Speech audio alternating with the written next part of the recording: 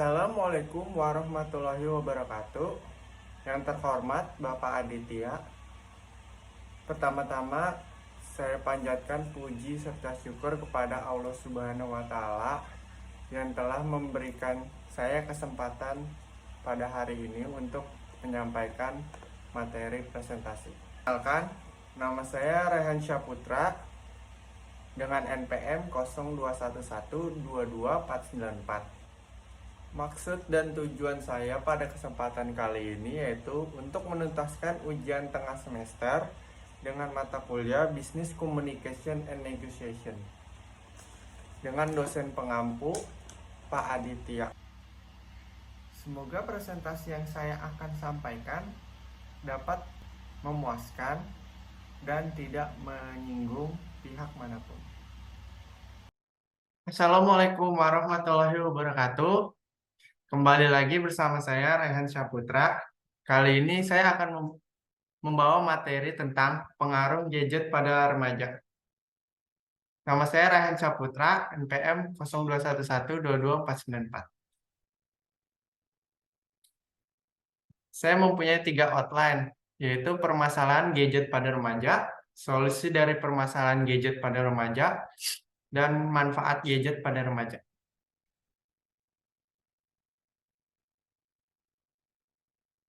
Permasalahan gadget pada remaja. Kecanduan gadget pada remaja dapat memiliki permasalahan yang signifikan adalah sebagai berikut. Yang pertama, pola tidur yang berantakan. 2, gangguan penglihatan. 3, dampak psikologis. 4, perilaku. 5, dampak kesehatan. Selanjutnya, pola tidur yang berantakan. Penggunaan gadget pada malam hari dapat mengganggu pola tidur remaja yang dikarenakan cahaya biru pada layar gadget. Dapat mengurangi hormon melatonin yang memicu tidur. Nah, yang laki-laki juga nih biasanya yang sering main game. Saya melihat banyak remaja demi game, dia rela nggak tidur demi mencapai sesuatu rank di dalam game. Itu juga penyebab utama dalam pola tidur yang berantakan. Seperti dia main sampai pagi dan paginya tuh tidur sampai sore. Yang kedua, gangguan penglihatan. Layar gadget yang mengandung cahaya biru buatan dapat membuat mata yang menatapnya menjadi kurang ketajaman. Nah, di zaman sekarang, saya melihat banyak anak-anak yang di bawah 20 tahun sudah menggunakan kacamata. Itu saya melihat bukan karena gen semata, tapi juga kebanyakan bermain gadget. Cahaya dari gadget yang terlalu terang itu juga dapat menyebabkan gangguan penglihatan. Dapat menyebabkan minus pada mata. Yang ketiga, dampak psikologis. Penggunaan gadget yang berlebihan dapat menyebabkan depresi, kesendirian, kegelisahan, agresi, kurang empati, fobia sosial, dan gangguan tidur pada remaja. Nah, ini nih yang kita lihat sehari-hari. Banyak teman-teman kita yang depresi gara-gara misalnya postingan Instagram, sosial media, terus dia jadi nggak bersosialisasi karena mempunyai teman di dunia maya. Nah, itu juga menyebabkan kita jadi antisosial, tidak membutuhkan orang lain karena sudah hidup kita sebagian sudah habis bermain sosial media, internet gitu. Dampak kesehatan. Penggunaan gadget yang berlebihan dapat merusak mata, tulang belakang, perkembangan remaja, pendengaran, tidur, dan dapat meningkatkan risiko kanker radiasi. Nah, ini daftar-daftar eh, dampak kesehatan yang diakibatkan oleh kebanyakan main gadget. Saya jujur juga apa tuh terkena ya, kurang tidur kadang bermain game. Terus pendengaran saya juga kadang suka tidak terdengar gara-gara kebanyakan pakai earphone. Nah, itu yang selanjutnya dampak dampak perilaku. Kecanduan gadget dapat juga mengubah perilaku remaja menjadi individualistik, kurang bersosialisasi, dan kurang aktif secara fisik. Nah, ini yang saya jelaskan di slide sebelumnya. Nah, kebanyakan main gadget itu membuat hidup kita tuh lebih banyak di dunia maya, kurang keluar. Jadi kita tidak butuh orang lain tuh untuk berkomunikasi dan dari secara fisik. Jadi kita udah males ketemu-temu orang. Karena faktor ketemu orang juga banyak sih gara-gara misalnya sering dibully, apa obrolannya kurang menarik. Jadi orang tuh sekarang banyak yang jarang bersosialisasi dan menghabiskan waktu juga menurut saya. Jadi orang sekarang lebih banyak menghabiskan waktu di internet atau di gadget. Solusi dari permasalahan gadget pada remaja.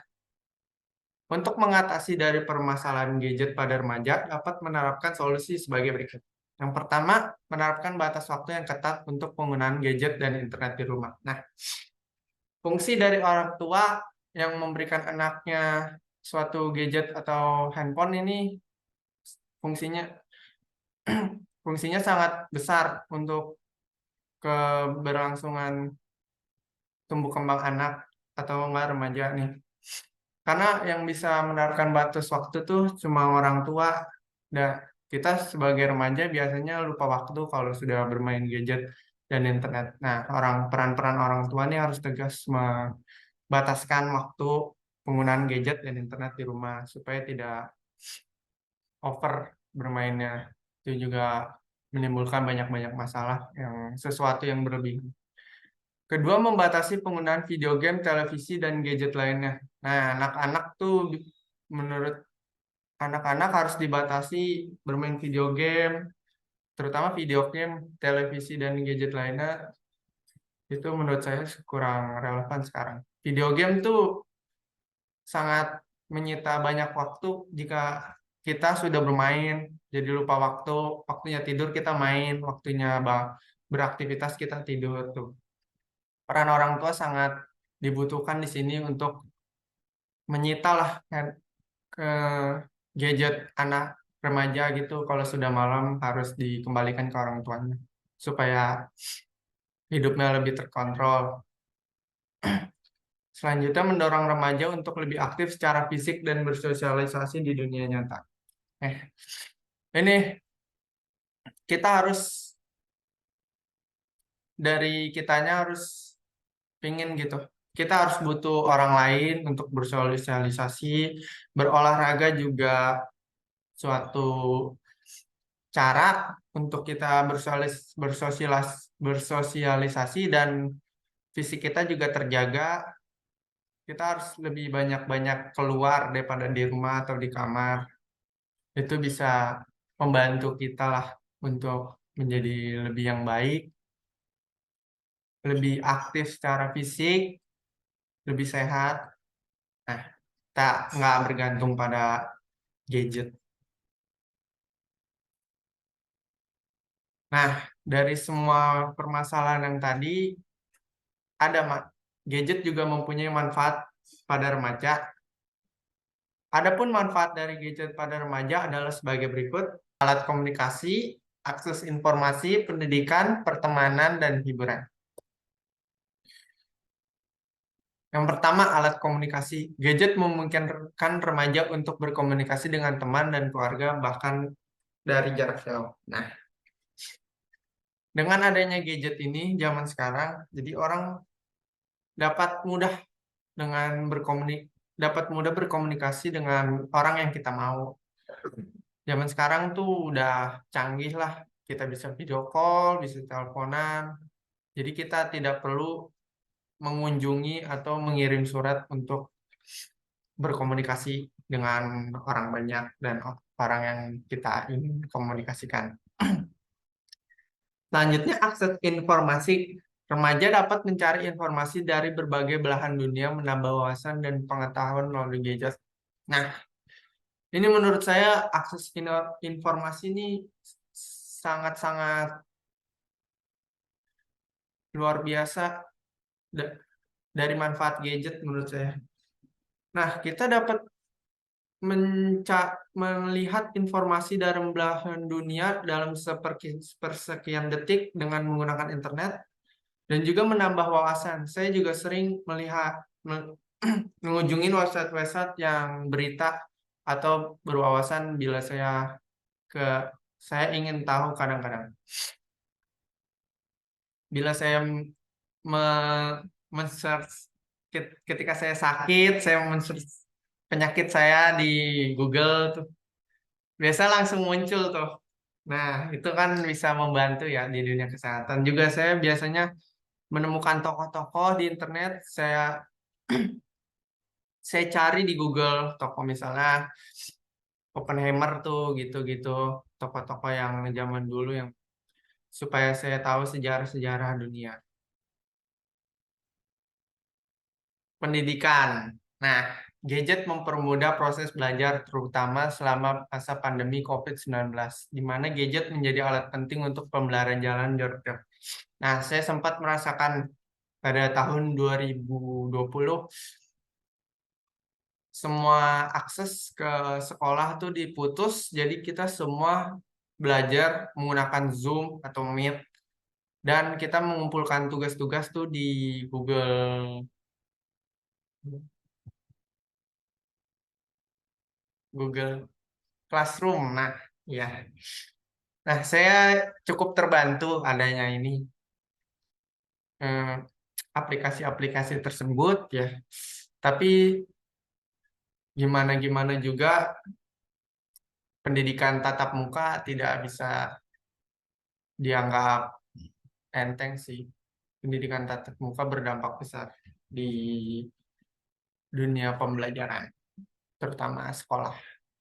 Pertemanan dan hiburan. Nah, gadget memungkinkan remaja untuk memperluas jaringan pertemanan melalui media sosial dan gadget memberikan hiburan seperti mendengarkan musik, menonton film, dan bermain game. Dengan adanya gadget, kita dapat menemukan apa ya? Hmm, interest-interest kita tuh di dalam sosial media, hiburan, musik, menonton film, dan bermain game.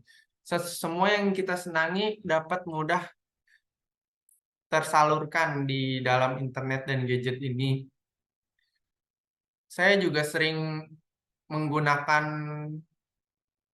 hal-hal ini kok, seperti musik, saya sering mendengarkan Spotify, menonton film di Netflix, dan bermain game Mobile Legends. Ini sangat membantu saya untuk mencari hiburan di kala saya tidak ada teman atau tidak kemana-mana. Ini dapat menggantikan peran-peran tersebut untuk sekedar hiburan.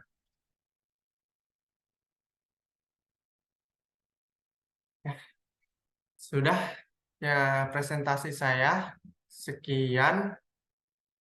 Terima kasih untuk mendengarkan Ibu dan Bapak dosen. Kurang lebihnya mohon maaf.